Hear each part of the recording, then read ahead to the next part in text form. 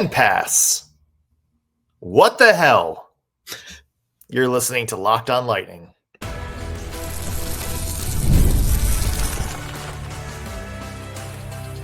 You're Locked On Lightning, your daily podcast on the Tampa Bay Lightning. Part of the Locked On Podcast Network.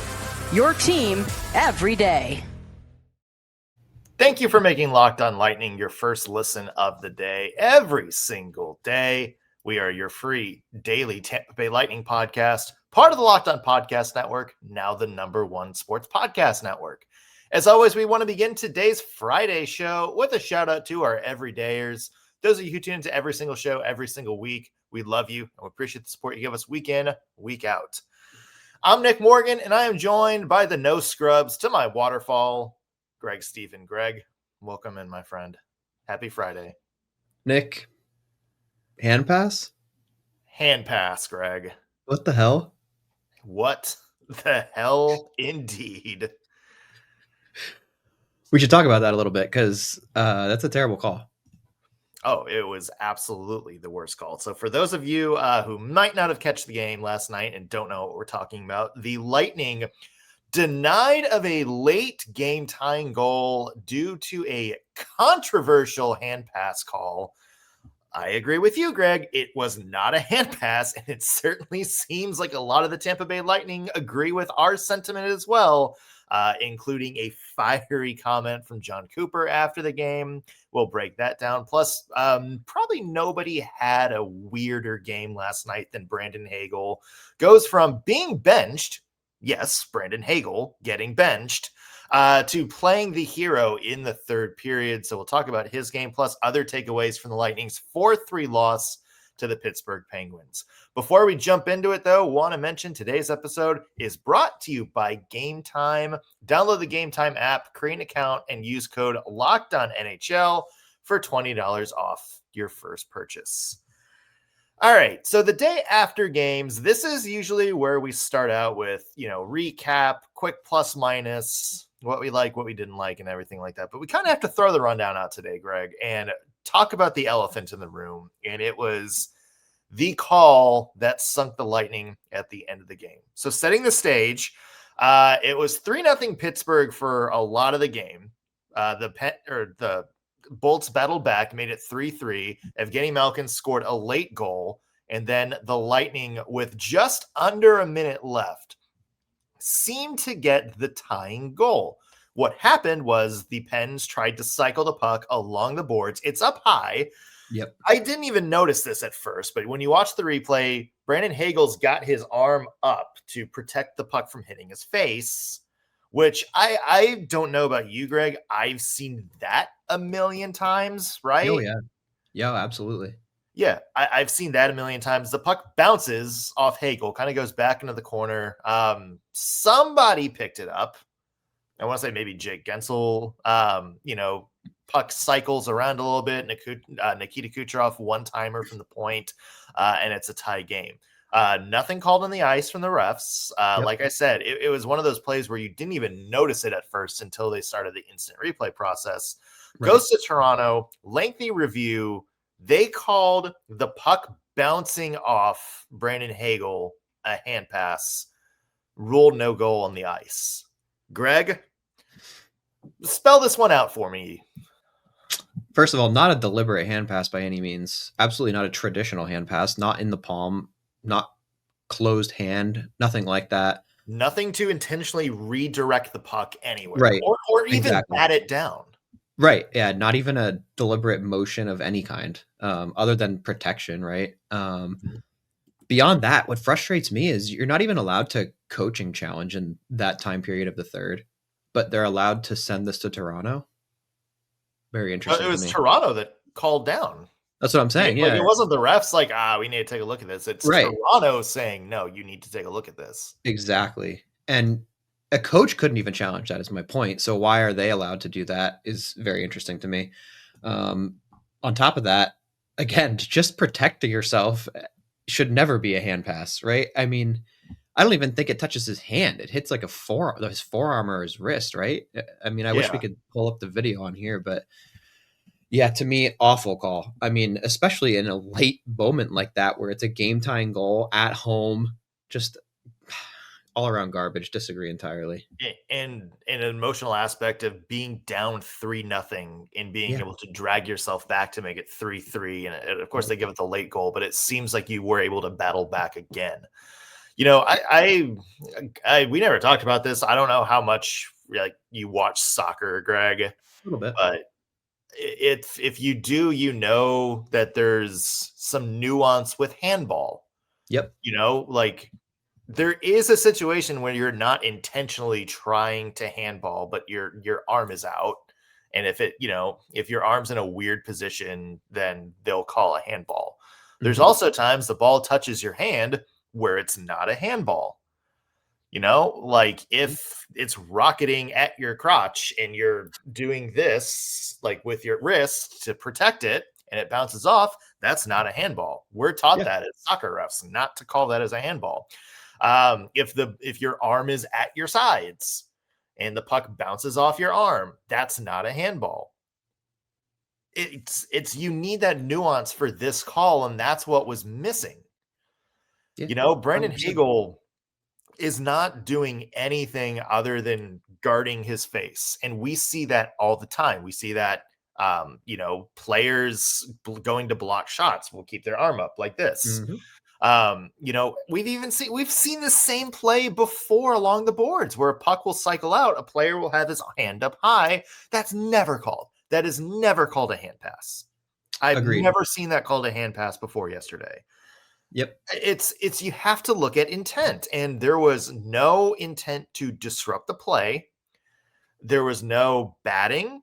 There was no like I think it would have been one thing if like Hagel's going down the boards and his hands like way out Right. in front of him.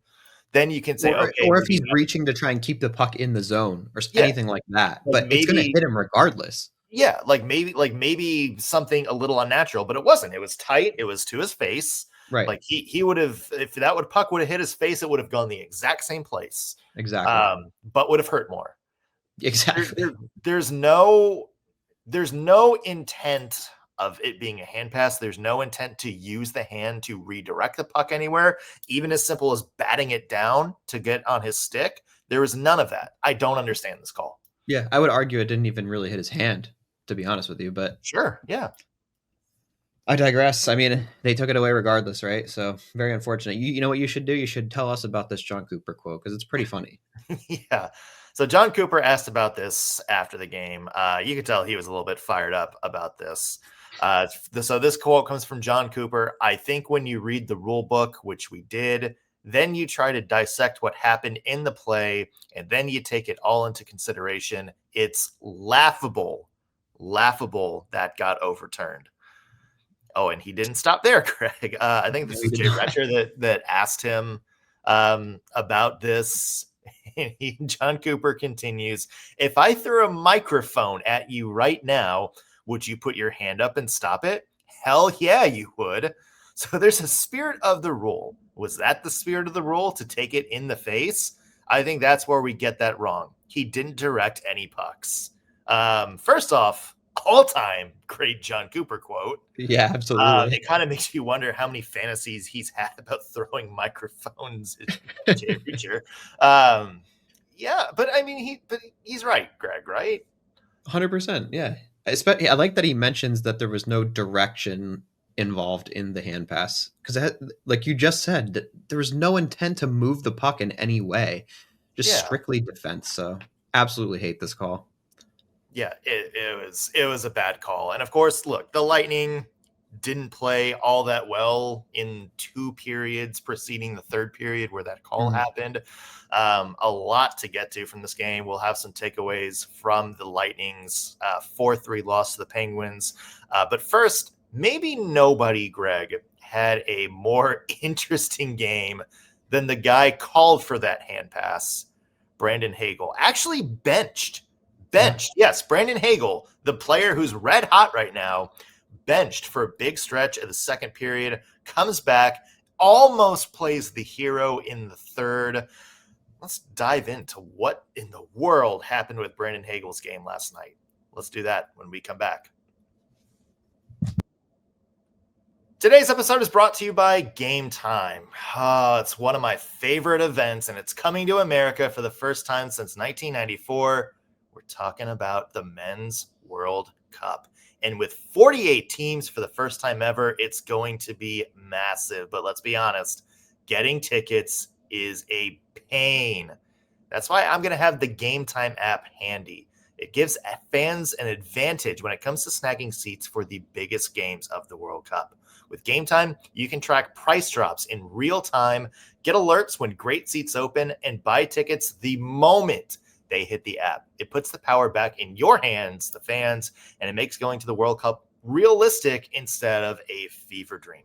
I love using this for anything. I love using Game Time for hockey games, concerts, comedy shows, whatever. All I do is take up the app and scroll through anything that I'm looking for, compare seat views, I compare prices. They have something called zone deals, which is where you just pick your the section you want to sit in, and Game Time will pick the seats for you at a lower price.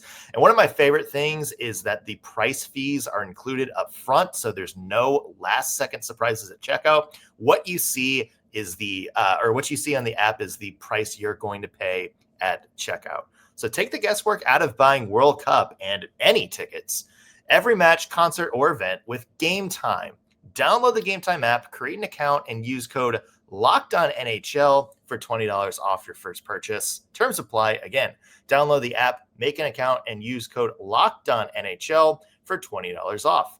Game Time. Swipe, tap, ticket, go. We're back on Locked On Lightning. Nick Morgan here alongside Greg Steven. And Greg, let's talk about the hand passer from last night's game, Brandon Hagel. Even before that play last night, what a fever dream of a game that Brandon Hagel last night. So yeah, he kind of did everything.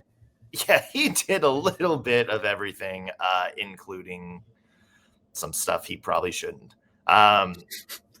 A little bit of a rough game for him. It comes to a crescendo in the second period, where he has a bad turnover in the Lightning zone. I would say that was a pretty bad turnover. Kind of just blindly tries to drop pass it. Evgeny Malkin takes the puck, breakaway goal that puts Pittsburgh up 2-0. It was 4 giveaways for Brandon Hagel early in the game. He's benched in the second period. Jon Cooper takes him out, decides not to put him on the ice. Brandon Hagel kind of had a bad game. Hagel comes back, scores 2 goals in the third period. And then as we, that which ties the game, it's 3-3. And as we mentioned, is involved in the play that would have led to the tying goal again. So, Greg, where do we even start talking about Hagel's game? I mean, I think you start with that turnover, right? That's pretty bad.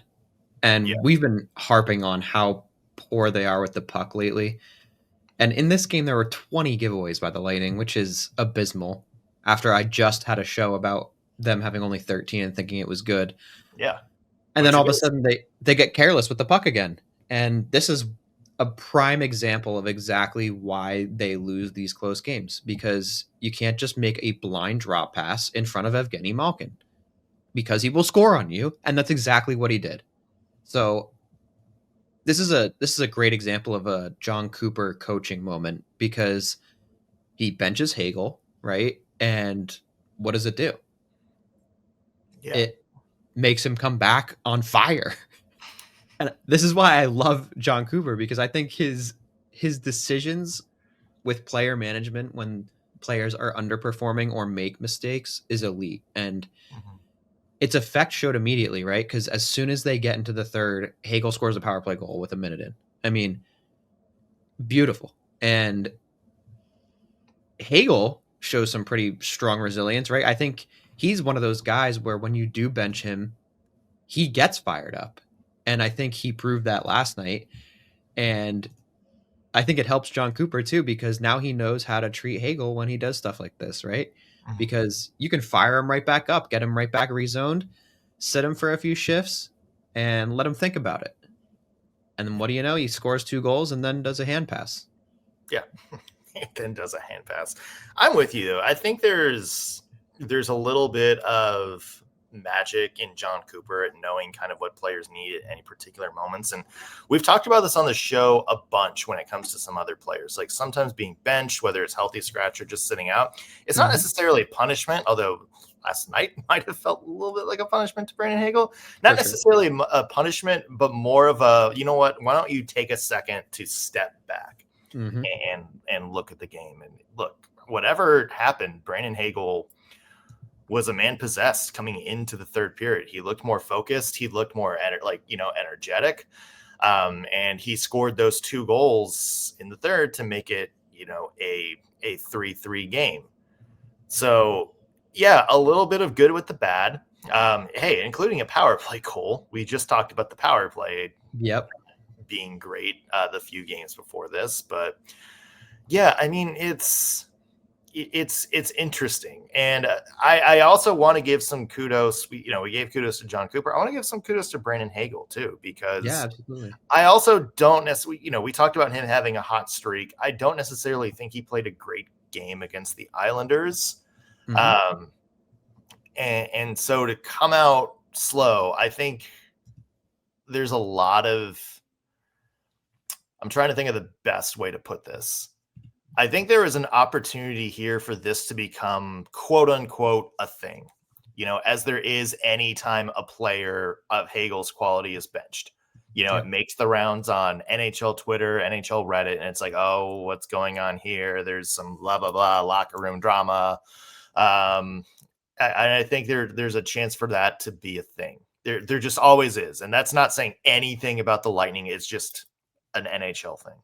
Absolutely. So I think for Hagel to come out in the third period and not make it a thing and come back strong and score those 2 goals, I think then not only do you avoid a lot of questions, but I think you're also showing it's like, okay, you were right in trusting in me to come back out. And suddenly nobody's talking about, oh, Brandon Hagel's getting benched. Like, what's going on? Did he piss off Jon Cooper? Like, what's the dynamic there?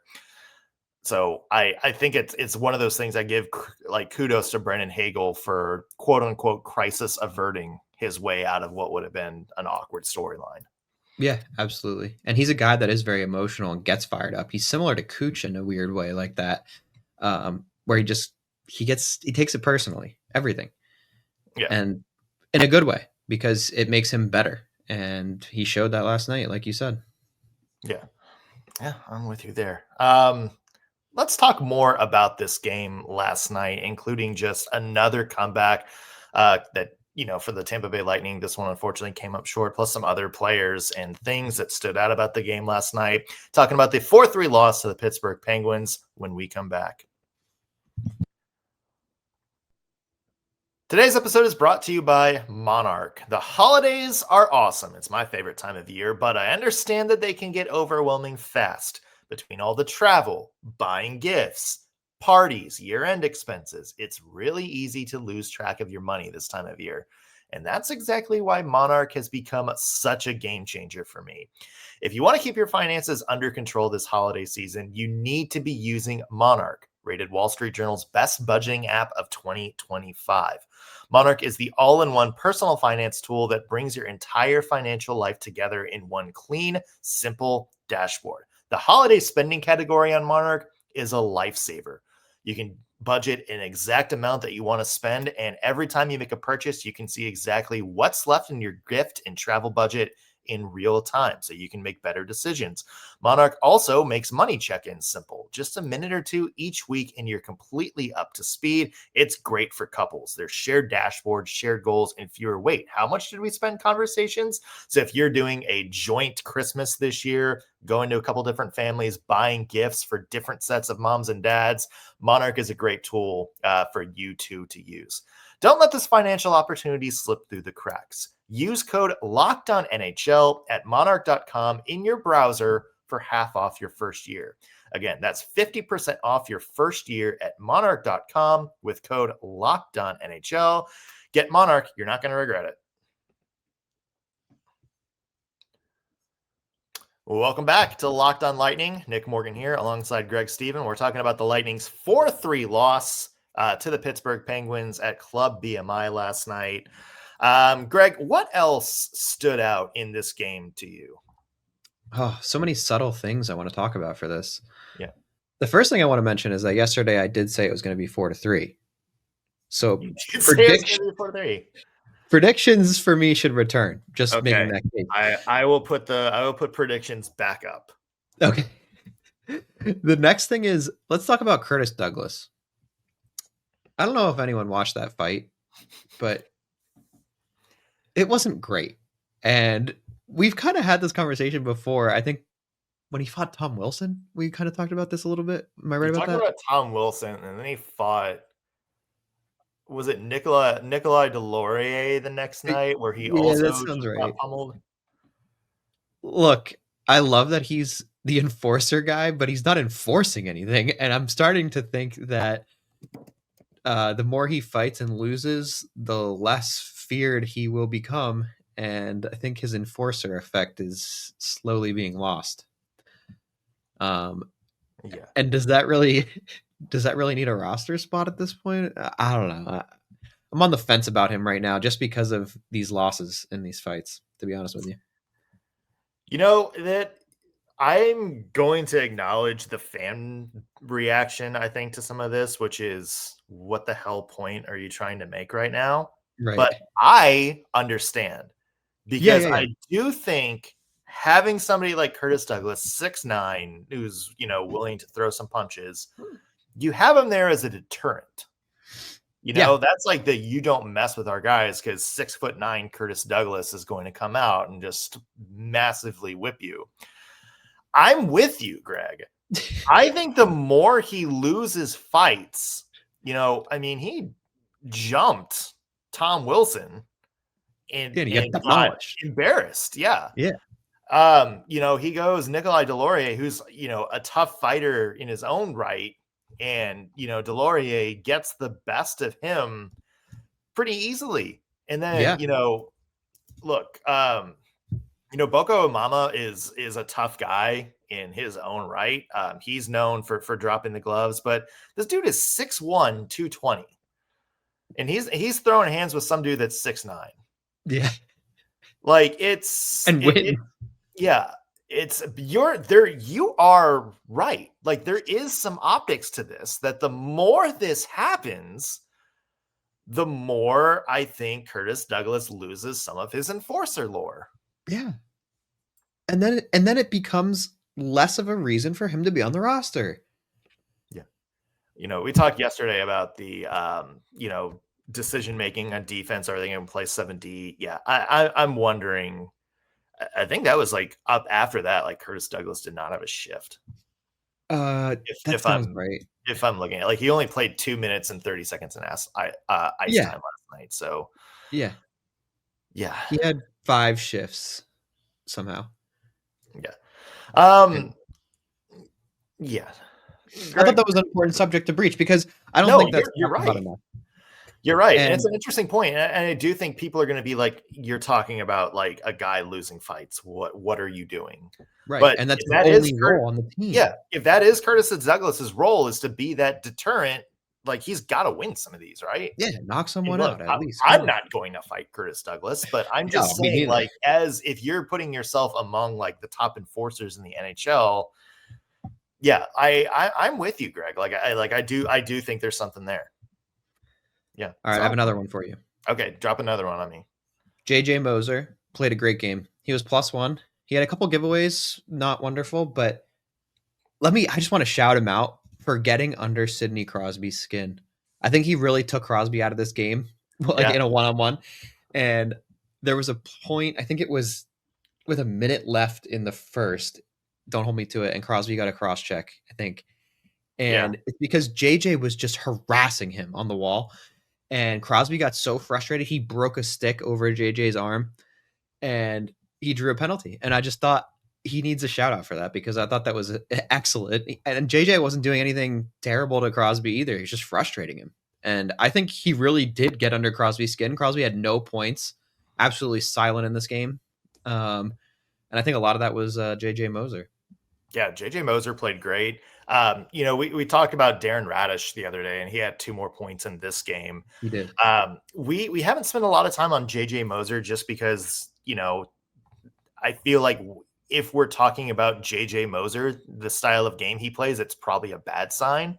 But I mean, he's kind of become, almost in the absence of Ryan McDonough and Eric Chernak, sort of that guy where he's going to make defensive plays. He's going to position himself where guys really can't get good chances at the net.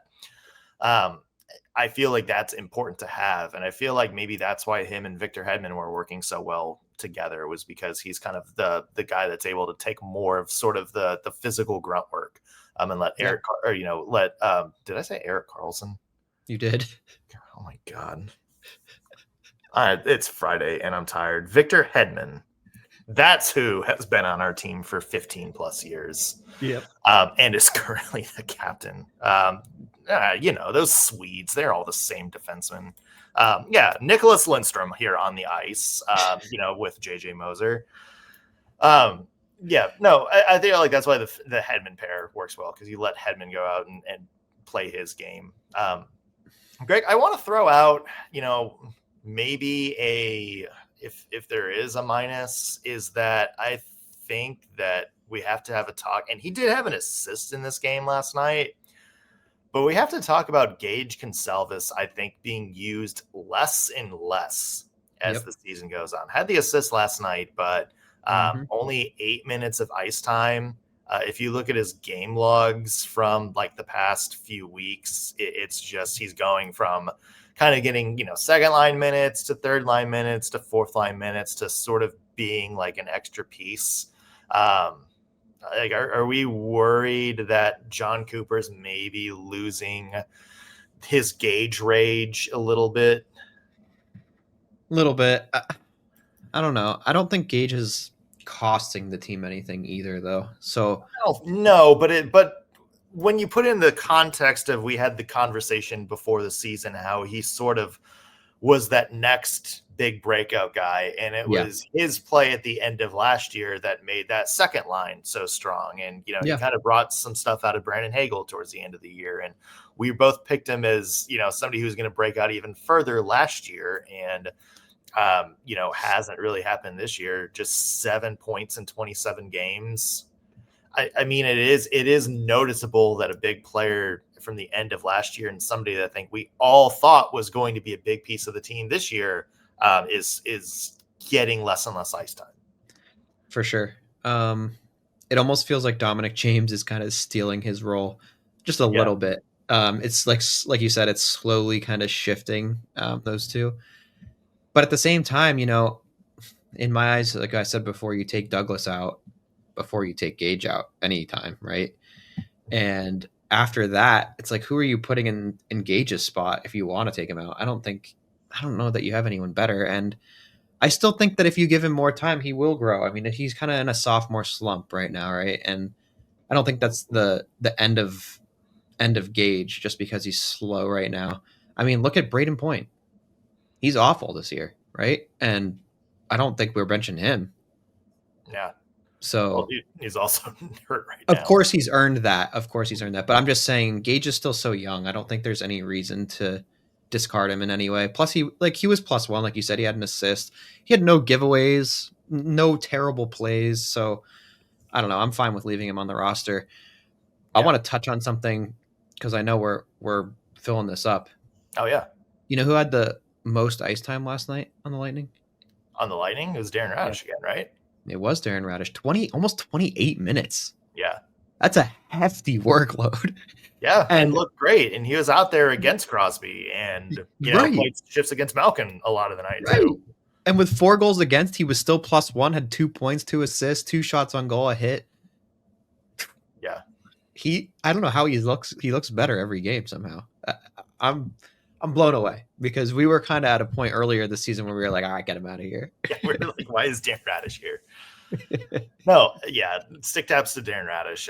He's been a bright spot, and certainly I would argue if you're not like, if you take like scoring players out of the consideration, like MVP maybe for the past 2 weeks for how well he's played on the blue line. So Oh, definitely. with everybody hurt. So I even yeah. picked him up in fantasy. Well, that's how you know he's having a good week, is when he makes Greg's fantasy team. Yeah. Hey, tomorrow Lightning take on the New York Islanders. No, that's not a repeat. This is literally a rematch from earlier this week. This time it is going to be at the Club BMI.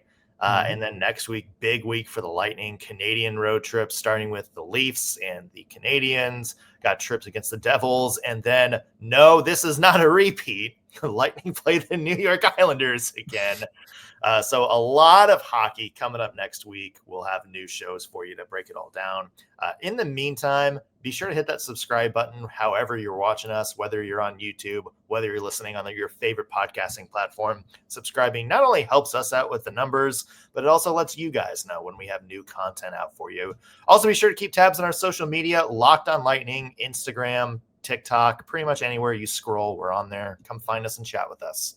That's going to do it for us on this week's Locked on Lightning. Thank you for making us your first listen of the day. Watch those hand passes, everybody. We'll see you Monday.